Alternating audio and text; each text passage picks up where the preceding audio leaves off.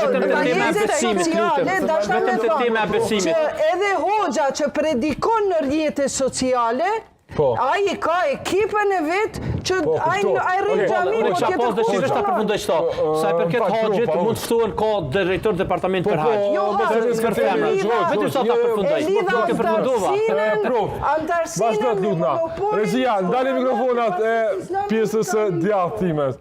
Pastaj, se kemi pak respekt, hoqë, tutna. Jeni hoxhë me... O, i zonjak Bollek, po kjo është tim tjetër. Trim tim. Në rrjetet sociale nuk ka hoxha të bashkisë islame. Po, unë e kua tani pyetje se jam të dëgju për zonjën Bolla dhe për hoxhën. Sipas juve, po du edhe unë si psikologe një pyetje. Cilat janë burimet prej cilave na duhet me marr fenë? Taman burimet, çush më thon, të vërteta dura.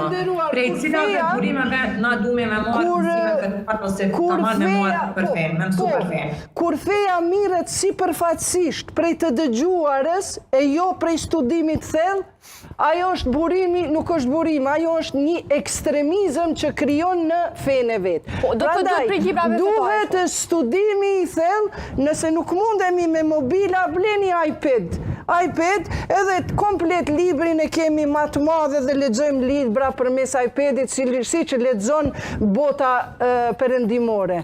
Prandaj duhet jo ta marrim sipërfaqësisht, e dyta të kemi kujdes se kush po e predikon fenë, se ndonjëherë predikojmë me mantilin e rrenës, e gënjeshtarit, dhe e treta mos ta predikojnë ignorantët. Unë e kam Facebookun tim, TikTokun tim, nga 400,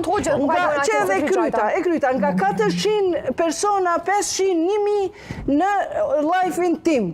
Mirë po, kur del dikush aty më jep në filozofon për fenë, gjërsa une... A, po për përfitime ty këtë? Po jo, bre, hiq, s'po mundja se kom të regjistru me TikTokin. Edhe del, adin qka i tham o Gjaj Vendi? Se ju mirë që s'qen keni në basi islame, se që tu në studios kishit mund me arë. Unë po ta garantoj. Edhe adin qka i tham une? I tham une, o zoj, apo do në me volë për venë? I tham, a ka mundësi të ma tregoni profesionin?